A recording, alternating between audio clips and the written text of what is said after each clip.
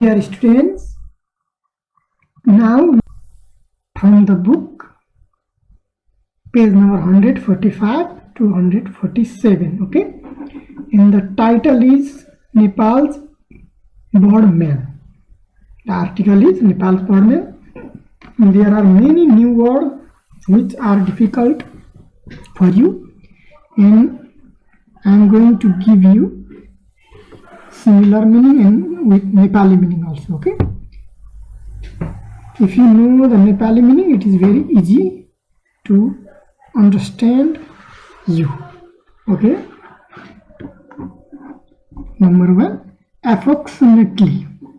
Affectionately. Look here, affectionately means with much like love or care. स्नेहपूर्वक प्रेम भावले वा मायालु वा दयालु तरिकाले. Affectionately means okay. Gentle means respectable, very polite, graceful. Bhadra, Sajjan, Bhaladmi, gentle person. Ornithologist means we study about bird. Okay, चरा विशेषज्ञ, पंक्षीविद, चराको अध्ययन गर्ने मान्छे ornithologist. Keen means eager, anxious, cute.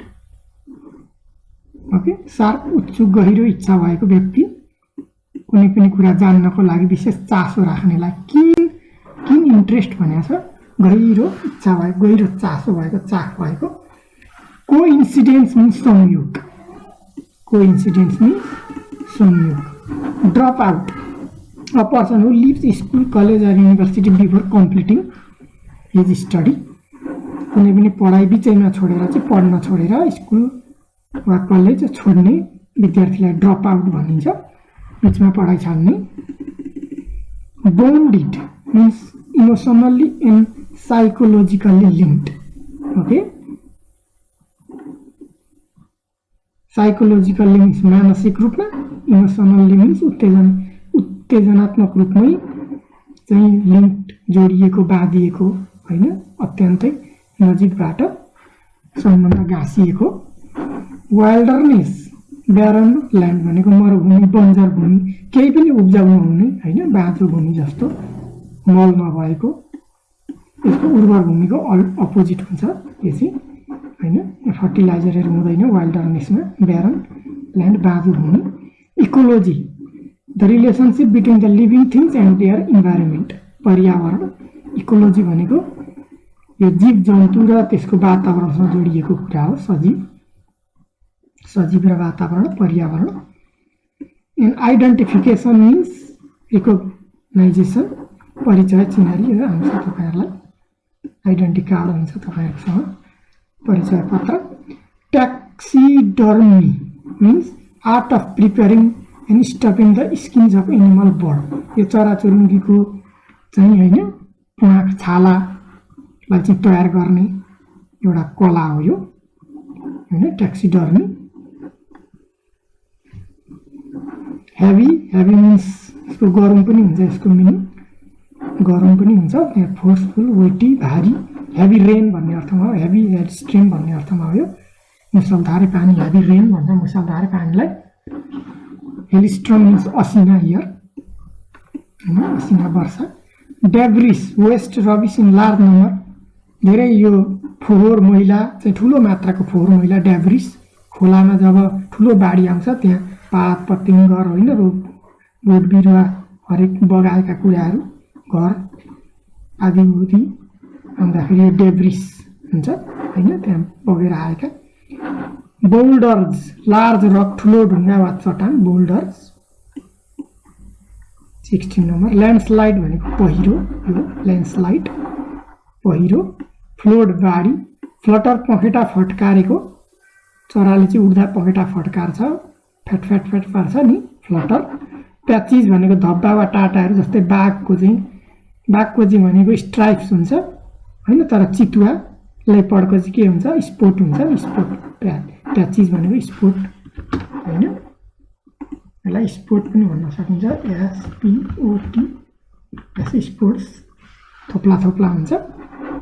Mentoring Mentoring means a wise and trusted guide and advisor, serve as a teacher and trusted counselor.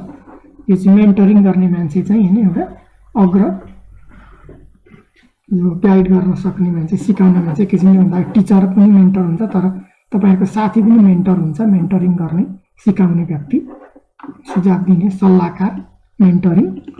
Well establish व्यवस्थित, प्रसिद्ध, सुप्रसिद्ध, प्रख्यातसँग स्थापित भएको, सबैले चिनेको, वेल इस्टाब्लिश व्यवस्थित तरिकाले सञ्चालनमा आएको वेल इस्टाब्लिश भन्छ। नर्चरिङ भनेको पालन पोषण गर्ने काम, नर्चरिङ। माइग्रेसन बसाई सराई, कोअपरेटिभ सहयोगी एवं सहकार्य, डकुमेन्टेड कागजपत्र दस्तावेजहरूलाई डकुमेन्टेड भन्छ। बायोडाइभर्सिटी जैविक विविधता है। स्याङ्चुअरी शिकार गर्न निषेध गरिएको ठाउँ, स्याङ्चुअरी। एन्ड इन्हेन्स्ड इन्क्रिज वृद्धि गरिएको, परिष्कृत हैन, सुधार गरिएको, इन्हेन्स विकास गरिएको, enhance.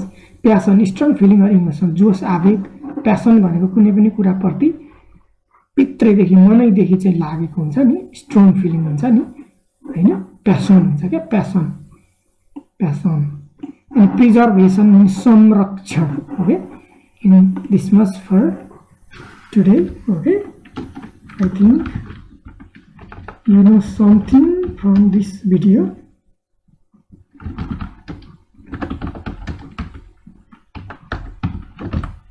And what do you think? How are you feeling? Okay, comment.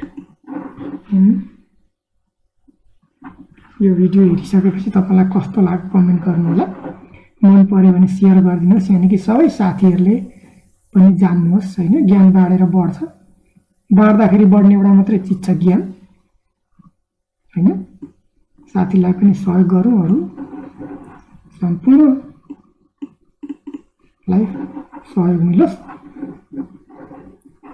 यसलाई तपाईले पज गर्दै, रोक्दै, फेरि बढाउँदै, ओर्दै हेर्न सक्नुहुन्छ। Okay, thank you.